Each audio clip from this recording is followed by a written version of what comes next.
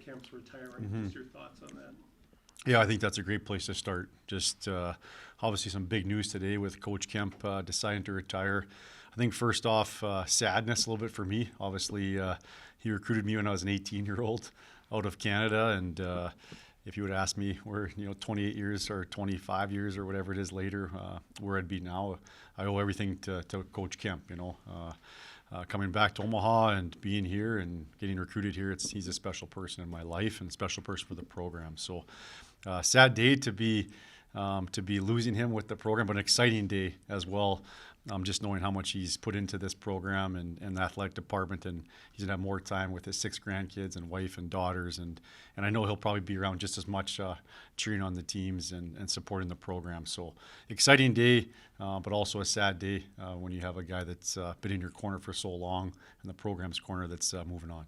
Celebrating him a little bit, it's safe to say that you're not sitting there without him, but Yep. the university as a whole, hockey isn't where it's at without him, and that's not overstating it, right? Yeah, I think from starting the program in '96, just the work that takes to get it off the ground rolling to Baxter Arena. I think obviously he had a lot of his handprints all over getting the arena built and designing it and just having that vision to see what it looked like with an on-campus facility there. So, yeah, from coaching to administration to building, he's done it all, and we're so grateful that he's helped out the program as much as he has. What did he teach you that you're still using today?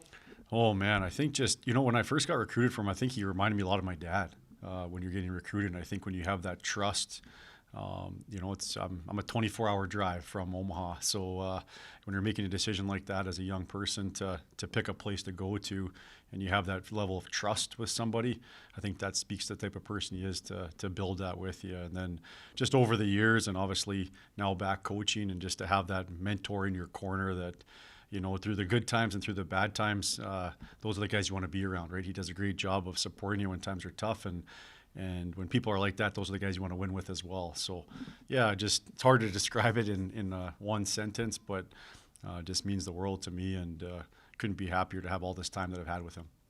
And your dad, a high school football coach himself and teacher, so that definitely that connection there and you were able to see Kemper, and you were able to see your dad and Kemper.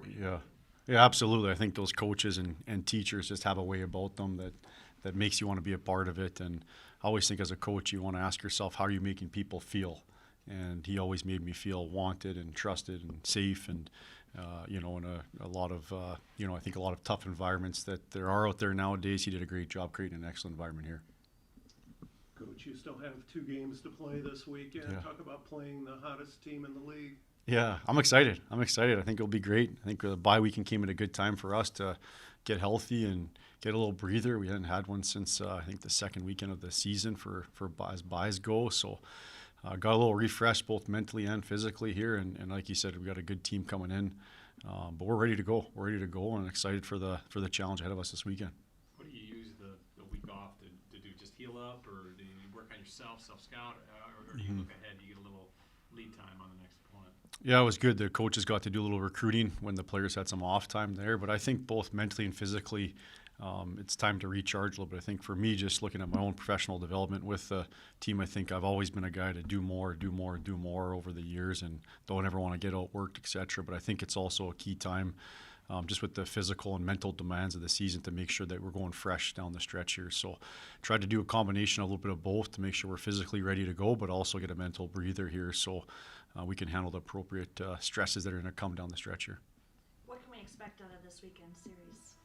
Yeah, I think Colorado College is a patient team. They like to sit back and be a little bit patient for their opportunities there, and so you got to be smart against them and manage the puck properly and wait for your opportunity as well here. So again, I think it's going to be a real fun series.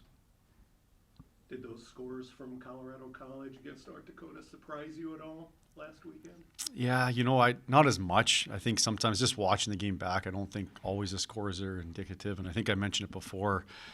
You throw in the NHL highlights, there's 2 9-2 games, a 5-0 game, and those guys are getting paid a lot of money to play hockey. So sometimes in hockey, that's how it works a little bit. When it rains, it pours, and sometimes those goals come in bunches. And so, the best thing to do is to watch the game and decide for yourself, was it that far far of a lopsided game or not. And I think the CC coach will tell you it wasn't. And but that's how hockey gets played out sometimes. So, but they're playing good hockey, and they're number 10 in the country for a reason, and we got to be ready to go. Another overtime win in at Kalamazoo on Saturday night. What is it with this team in overtimes?